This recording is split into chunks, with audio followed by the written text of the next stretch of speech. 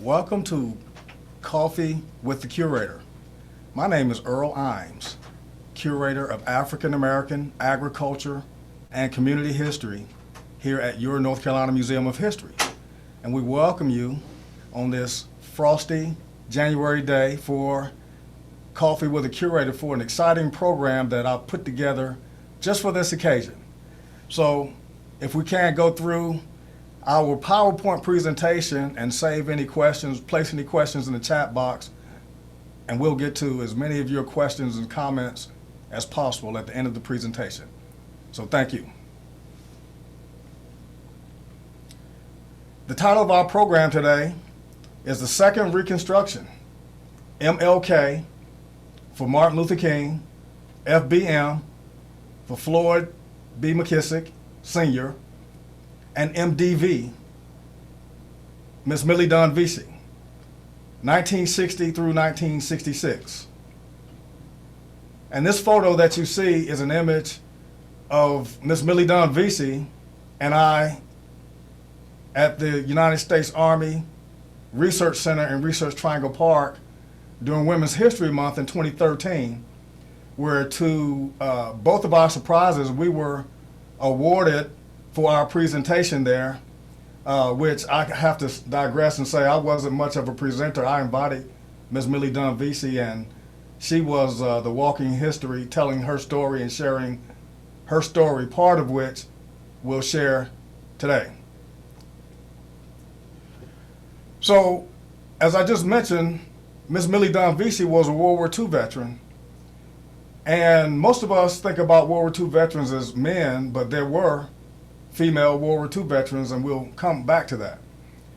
And on the left, you'll see African American Montford Marines, on the right, African American Montford Marines who are training on obstacle courses at Camp Lejeune, North Carolina around 1942, when those fighting forces were first assembled in the era of segregation in the United States Army. And on the left, you see Mr. Floyd McKissick, Sr., in his shirt and tie after having earned his law degree from the University of North Carolina at Chapel Hill in the first class of graduation among three other graduating lawyers in the 1950s who would go on to affect the civil rights and human rights and fight for human rights in America. But before we get to Ms. Millie Dunn Veasey and Floyd McKissick, let's go back to Dr. Martin Luther King, and if I can indulge myself and our museum with a past exhibit to kind of set the scope of our presentation today, I'm going to use an exhibit that we had here in the North Carolina Museum of History about 5 years ago, back in 2016, called Selma to Montgomery, a March for the Right to Vote. So in February 1965, Jimmy Lee Jackson, who was a citizen of color in Dallas County, Alabama, was killed by state police after attempting to register to vote. Jackson's murder was the breaking point in a century-long tyranny of African American voter suppression up to that point in 1965.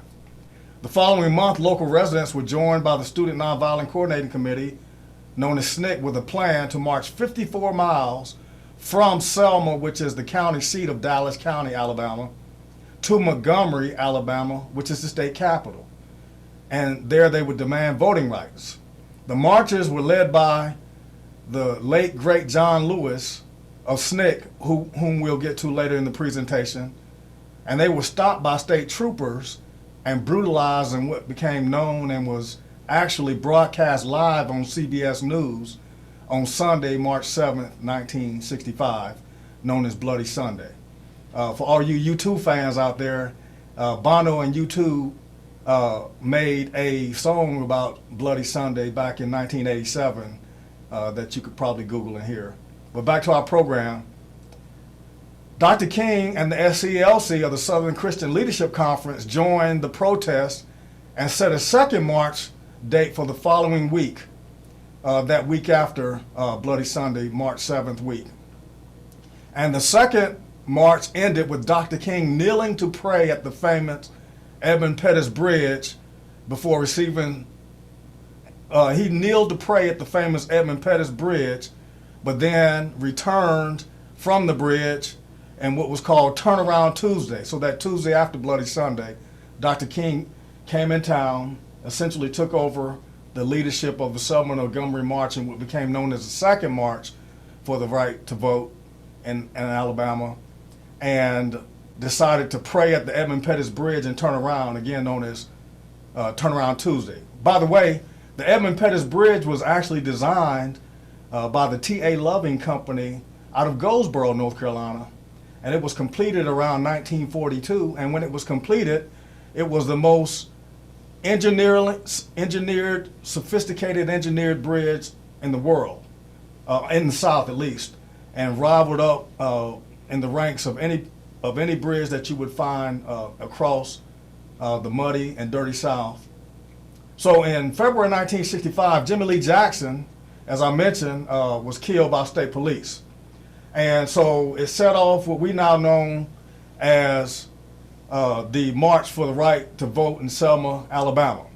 And so that third march actually culminated with Dr. King and the SCLC marching through the Edmund Pettus Bridge on to the state capitol in Montgomery, Alabama, where he would deliver a famous speech. But with the eye of the nation upon the situation and the support of then President Lyndon Baines Johnson and the presence of the Alabama National Guard, it helped the third march successfully reach the capital of Alabama. And at the conclusion of that last march, Dr.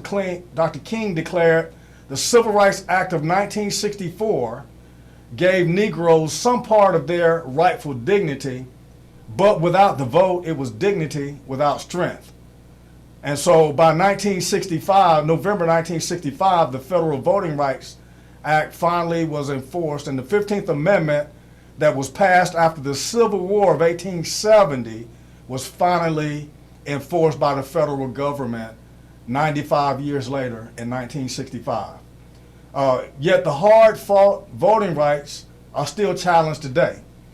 And with the eyes at that time upon the nation of Alabama, the support of President Lyndon Johnson and the presence of the Alabama National Guard helped the third march successfully reach the capital in Alabama.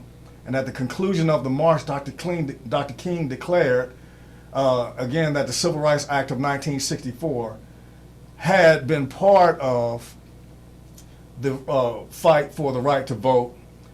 But I would encourage everyone to go back and listen to Dr. King's speech, because I printed on the screen an excerpt from his speech, which in my humble opinion as a historian is among his best speeches, because it's a history of our Reconstruction.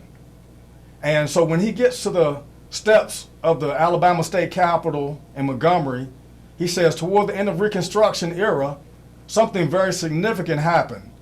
That is what was known as the populist movement, where the leaders of this movement began awakening the poor white masses and former Negro slaves to the fact that they were being fleeced by the emerging interests, business interests that is. Not only that, but they began uniting the Negro and the white masses into a voting bloc, threatening to drive those bourbon Democrats then and the interests of those big businesses from the command posts of the political power that were emerging in the Reconstruction South. So at that time, in the 1870s, to meet this threat, the Southern aristocracy began immediately to engineer this development of a segregated society. So I want you to follow me through here, because this is very important to see the roots of racism and the denial of the right to vote. Through their control of mass media, they revised the doctrine of white supremacy. They saturated the thinking of the poor white masses with it, thus clouding their minds to the real issue involved in the populist movement. Then they directed the placement of the books of the South of laws that made it a crime for Negroes and whites to come together as equals at any level. And that did it. Martin Luther King, 25th of March, 1965, Selma, Alabama. So let's get back to our program. Who were some of the principal people in the life of Dr. King who lived in this state? So first of all, Pastor George Dudley, who's a childhood friend of Dr. King and was also senior pastor. In fact, Pastor Dudley grew up in the Petrie district of Atlanta with Dr. King, and they both attended Morehouse together. And after graduation, Pastor Dudley took a position as senior pastor of St. John AME Zion Church in the famous town of Rocky Mount, North Carolina, where the original I Have a Dream speech was made and recorded in October 1962. But that's a separate program. Let's get back to our program. Private Floyd B. McKissick Sr. of Durham, North Carolina, who I previously mentioned, and Staff Sergeant Millie Dunn Veasey is her married name, of Raleigh, North Carolina. And again, here's an image of Private Floyd McKissick in uniform, in World War II uniform, with his wife, circa 1940s, and that's courtesy of his daughter, who's pictured in this image. Her name is Dr. Charmaine McKissick Melton, and the daughter of Floyd McKissick Sr., circa 1965.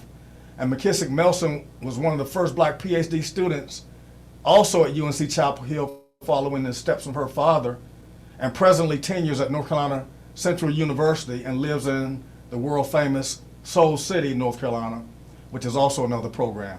But among Soul City, I had the opportunity to visit Miss Charmaine McKissick Melton, and she offered some artifacts to our collection. Among them, you see on the screen, which is a publication, a book that was written by Floyd McKissick during the Civil Rights Movement, called 3/5 of a Man, that is currently in our museum collection. And so to all those out there in our cyber world, this is how we obtain artifacts and documents and photographs, is when people offer items or we solicit items for programming and things along that line. So with the invitation of Floyd McKissick and other Durham leaders, Dr. Martin Luther King also spoke on the campus of Duke University in November 1964. And here's an image that I've researched from our state archives, which is across the street from the museum, in the microfilm collection, showing the Durham Morning Herald on the morning of November 14th, 1964, documenting Dr. King's visit to Duke campus, Duke University. So Millie Dunn Veasey was born here in Raleigh in 1918.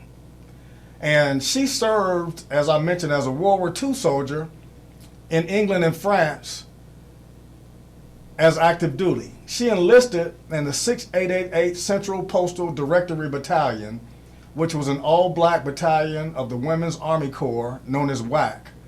And again, I mentioned that the Army at this time, before 1947, dating all the way back to the Civil War and the creation of the United States Colored Troops in 1863, remained segregated. So Ms. Veasey enlisted into a segregated army, as Floyd McKissick did. So she saw active duty. Her regiment, her battalion, I should say, was the only all-black, all-female battalion that saw active duty overseas during World War II. And she was among the last veterans of the battalion. A special friend of mine, I knew her for more than 25 years, dating back to my times at State Archives, and she could tell some stories. Don't have time for our podcast, but we'll share some of that in this PowerPoint. But Staff Sergeant Veasey's uniform, which will be later pictured, is the only known surviving one from the 688 Postal Battalion, which I'll get into the conversation how we got into that artifact. In February 1946, the unit returned to the United States, where they were disbanded at Fort Dix, New Jersey. And there, Ms. Veasey, or Staff Sergeant Veasey, I should say, was awarded the WAC Service Medal, American Theater Medal, European American Middle Eastern Campaign Medal, and the Good Conduct Medal, and the World War II Victory Medal for her service. So she was a highly decorated World War II veteran. Ms. Veasey returned home to attend St. Augustine's, now university, where she worked as executive secretary to President James Boyer, which was a big deal because President Boyer was among the first black presidents of that historically black college and university, which was founded after the Civil War here in Raleigh in 1867. And from 1867 until the 1950s, they had all white presidents until President James Boyer became president, and Ms. Millie Dunn Veasey was his secretary. And so while there, she became active in the Raleigh Civil Rights Movement.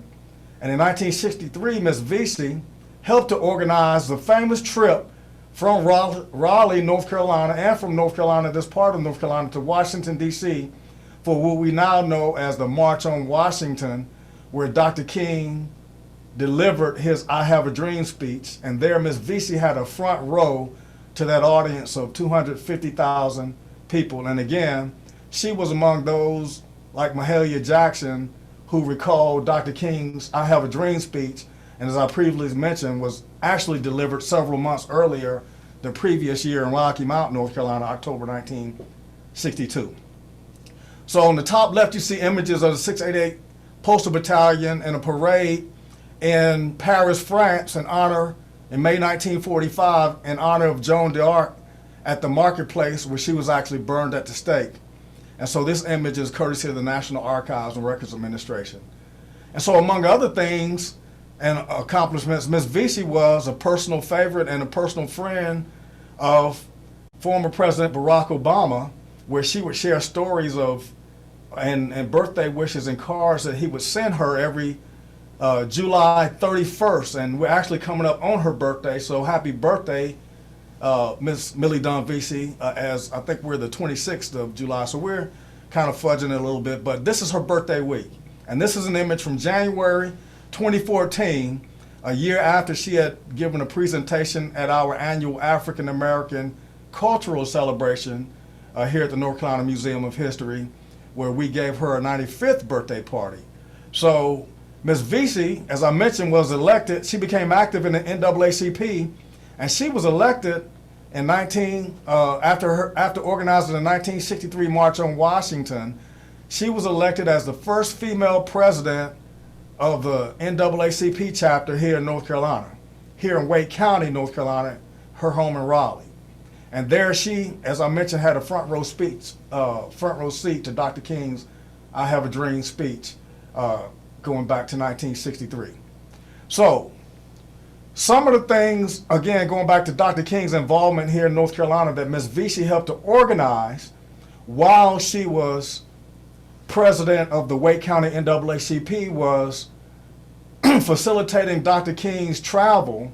For anyone who knows about the era of Jim Crow and segregation in the early mid-1960s, it wasn't safe or welcoming for many African Americans to travel, and Ms. Veasey offered her home in southeast Raleigh on Rock Quarry Road to people like Dr. King when they would come and visit as a way for Southern hospitality and stay over, and to ensure they be able to offer the programs or the speeches or sermons. And in this case, a mass meeting that was sponsored by the SCLC conference in Raleigh, going back to Ms. Veasey's predating her days as president of the Wake County NAACP, but still in her involvement with that chapter, helping to facilitate Dr. King's visit and speech at Raleigh Memorial Auditorium as documented in these brochures, original programs, on April 16, 1960. And so as a historian, that jogged my eyes, because I said, April 16, 1960, isn't that when SNCC was formed? Well, great. That's a great question, Earl Ijames. You're exactly right, audience. That's when SNCC was formed. And so if you look on the inside cover of the program, it features the speakers who were at that event that Dr. King was keynote speaker. Fred J. Carnage, who was an attorney and a Raleigh School Board member back then, and there's a middle school, in fact, named for him in the Wake County school system here today. Reverend J.M. Lawson, who was Dr. King's personal pastor. And for all those out there, there are pastors who also have pastors, and Dr. King's personal pastor also had the opportunity to come and share some of his experiences with Dr. King with us here at the North Carolina Museum of History back in 2009. His name's Reverend J.M. Lawson. And so Ralph D. Abernathy, who's another civil rights and human rights advocate and warrior. Miss Ella J. Baker, a Shaw University alumnus and Warren County resident. She is commonly credited as the founder of the Student Nonviolent Coordinating Committee, which was founded here in Raleigh on the campus of Shaw University. And so Ms. Baker was at this program announcing the formation of SNCC and which is a historic item that these types of items that, as the North Carolina Department of Cultural Resources, we collect, and in our case here at the museum, these items are offered to the state archives since they are two-dimensional objects, and thereby can be located at that archives, at the courtesy of state archives, again, across the street from the Museum of History here. So previously mentioned, SNCC became a major force to organize student activities like the Selma and Montgomery marches that I previously mentioned in March 1965. John Lewis, who organized SNCC in Alabama, also attended this event in Raleigh, North Carolina. So we also know that John Lewis was an advocate for civil rights and human rights that transcended his home of Alabama, and he was participating in the same fight for civil rights here in North Carolina. So another program was an annual Women's Day that featured as the program mentions, Miss Martin Luther King Jr., who we also know as Miss Coretta Scott King. And this program took place literally a block away from the Museum of History here in Raleigh at the First Baptist Church, again, across from the state capitol at Morgan and Wilmington Streets in downtown historic Raleigh. And the church originated originally from the post-Civil War split between the white First Baptist congregation, which is opposite the capitol at Salisbury and Eaton Street. And the original church had integrated worship from 1812 to 1864, but after the Civil War, segregation, as Dr. King mentioned in his speech from Selma to Montgomery, during the Reconstruction era after 1865, segregation became law and it became a crime for blacks and whites to meet together as equals. So this program in 1963, October 2063, celebrates annual Women's Day, which is, to my knowledge, still goes on at that church, at that historic church across from the state capitol. So what we'll do, continuing on some of Miss Veasey's accomplishments, some of her major accomplishments was to arrange a famous speech that I'm going to go into a little detail about, that Dr. King was set to deliver at the then all-white and recently desegregated North Carolina State College, and also my alma mater, now known as North Carolina State University, which began integration around 1965 and 66. And so according to Ms. Veasey, one of the gestures to facilitate integration at NC State University was to entertain an invitation along with the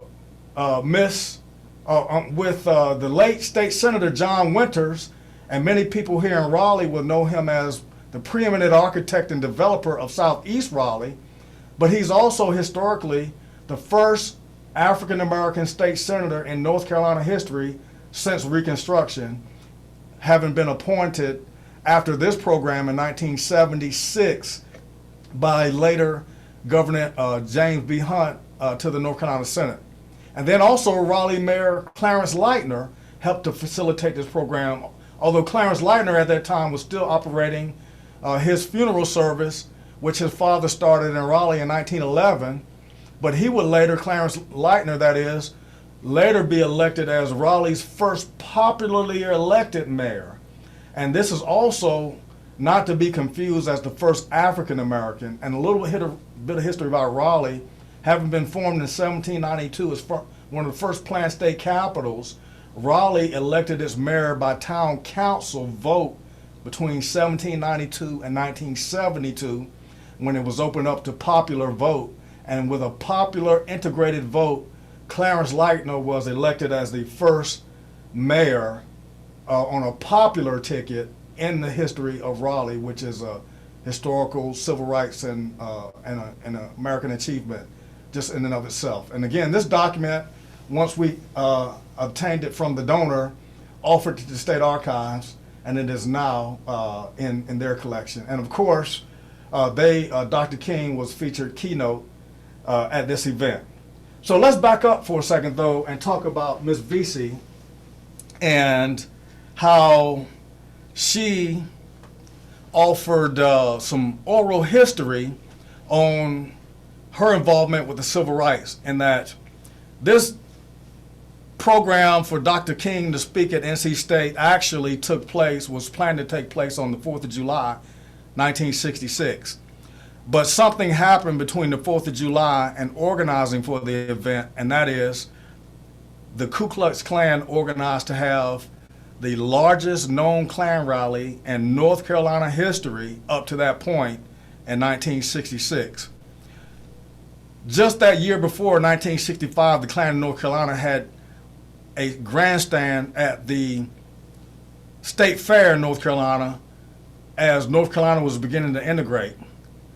But unfortunately, they had a diabolical plot to preempt Dr. King from speaking at NC State University. So they arranged to march from the state capitol, historic state capitol across from the Museum of History, down Hillsborough Street to the campus of William Neal Reynolds Auditorium on the campus of NC State University. And so Ms. Veasey got word of the diabolical plot of the Klan and picked up the phone and called Dr. King at his offices at that time in Chicago, Illinois, and informed King about the plan. And King and his advisors decided to delay their visit to Raleigh from the 4th of July toward the end of the month in July 30th or 31st. And so in the dark of night, John Winters and Clarence Leitner in a 1960s Cadillac rushed from Raleigh to RDU Airport and picked up King in the middle of the night and whisked him back to Raleigh, to Miss Veasey's home, to the safety and undercover, where the Klan march had been reassembled from the state capitol to historic Nash Square, which is also part of downtown Raleigh, where they had planned to march from Nash Square to the campus at NC State University, which would have been literally on the driving path from Miss Veasey's home on Rock Quarry. And if you can imagine Miss Veasey telling this story as she and Dr. King were in the back seat and Clarence Leitner and John Winters were driving him to the program that had been rescheduled this time for July 31st, 1966, Dr. King was able to actually witness what we now know, and from what my research uncovered in the Raleigh News and Observer, as a Klan rally that took place where the Raleigh Police Department was able to circumvent the Klan and prohibit the Klan from actually marching, and thereby Ms. Veasey and Dr. King were able to actually see this and eyewitness to the debacle of the Klan rally en route to actually give the speech. And so the speech went to an integrated audience, but to this point, unlike the tapes that we located some years ago on Dr. King's speech in Rocky Mount in 1962, we have yet to actually find any oral history recordings or video recordings. But my old archivist trained eye looks at the photograph in that Raleigh News and Observer, and I see a video camera, so I'm on the hunt currently to see if there is an actual video footage of this event.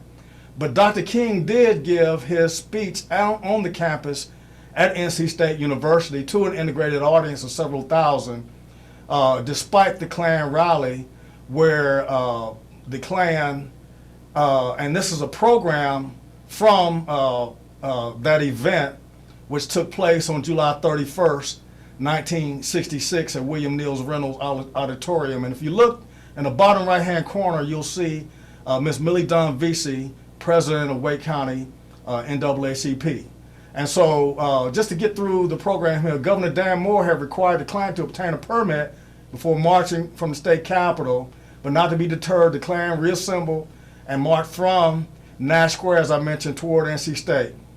So the program, as I mentioned, ended with Dr. King's successful sermon or speech, as we could call it, at William Neal Reynolds Coliseum. So as a curator, one of the things that we like to do to corroborate our histories is, of course, to use artifacts and documents and photographs and secondary sources like the Raleigh News and Observer. And by the way, there's also a comparable article in the African American newspaper in the Carolinian published here in Raleigh. But among the other items I'll focus your attention to is an item, an artifact from my personal collection, which is also documents Dr. King's speech at William Neal Reynolds Coliseum.